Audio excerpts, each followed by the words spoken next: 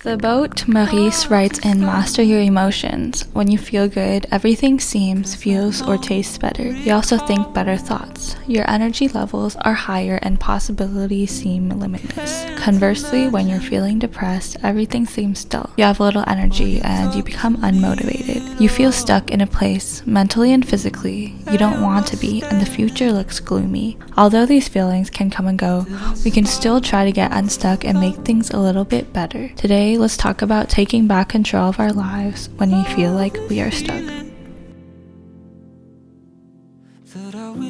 Good morning, welcome back to my channel. So I just brushed my teeth, washed my face, and I'm gonna do my skincare routine. I'm like running out of this.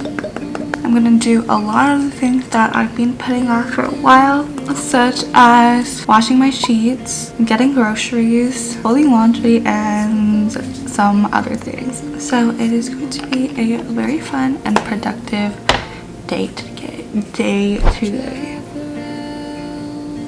I'm gonna go eat breakfast first now. Let's go.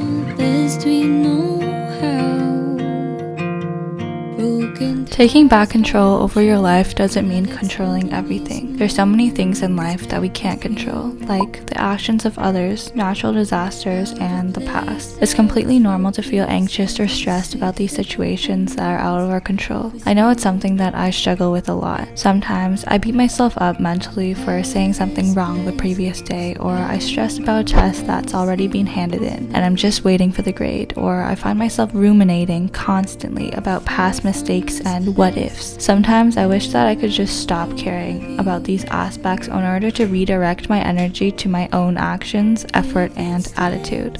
We can't force things to go our way. We can't force things to go how we want them to go, even if we have a perfect, foolproof plan. The first step is to accept just that. In life, some things will go our way, some things will completely surprise us, and some things will go completely in the opposite direction of how we wanted it to go. You've made the decisions that you could, you've done the actions that you can, and no matter what the conclusion is, you can learn from that for the next time. Let's enjoy every day instead of worrying about external circumstances, and let's start overcoming this today. I see clearer roads.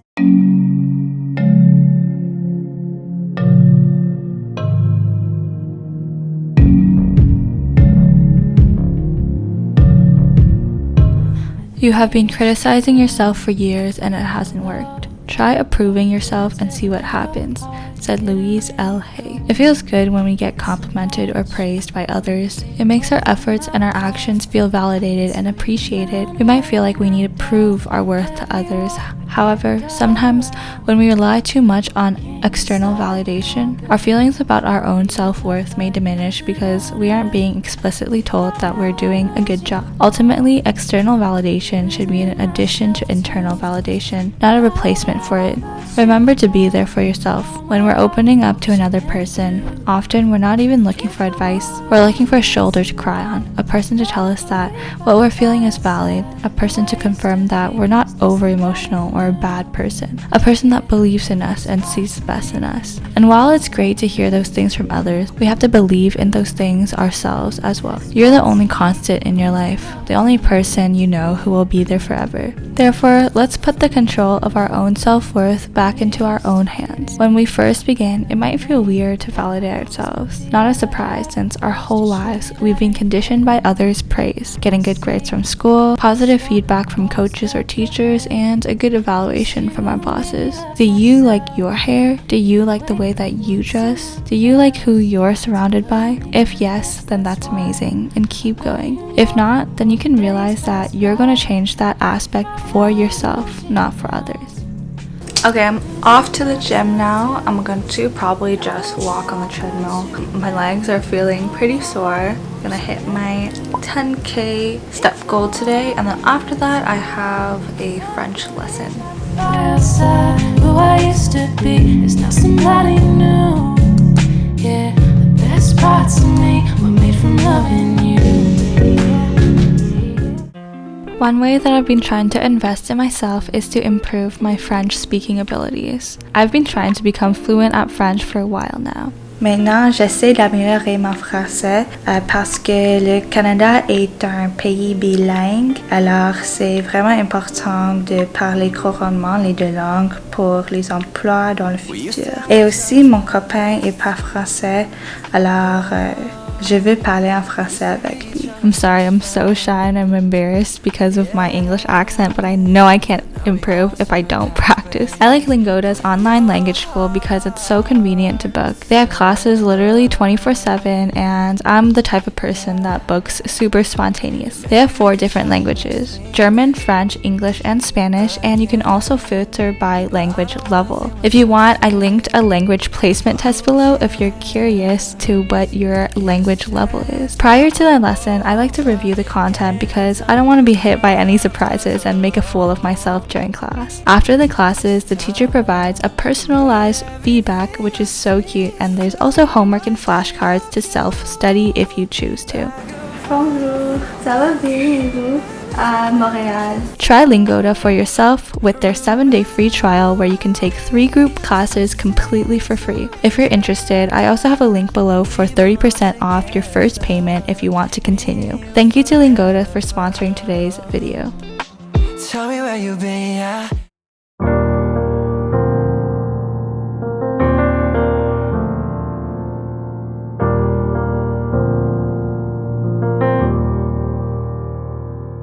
There are things in my... Think about all of the times you've helped a best friend or dealt with red flags in a romantic partner. You treated them with patience, kindness, and you overlooked their mistakes or their shortcomings because you knew that those mistakes were not them. Now shift that mindset and imagine how great your relationship with yourself would be if you treated yourself with the same amount of kindness and patience. Nobody gets to choose when we learn our lives' biggest lessons. This doesn't exempt us from responsibility for our own mistakes, but allows us to be patient with ourselves when we make them.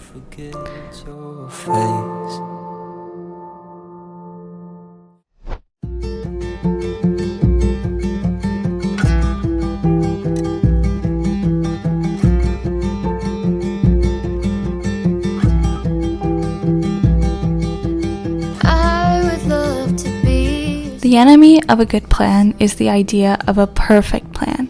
Maintenance can be orderly, but progress requires chaos. Sometimes we can have unrealistic expectations of perfection, which can prevent us from taking action and making progress. While planning and preparation are important, if we become too fixated on having the perfect plan, we may end up postponing taking action, or we become paralyzed by indecision and self-doubt. The key is to start, even if the plan isn't flawless. Maintenance and progress both require action, even if the action is messy or imperfect. The most important thing is to get moving, since the perfect plan or solution may never actually materialize. I know it can be difficult, but we got this together. Best to always be there. And the stars and moon and sun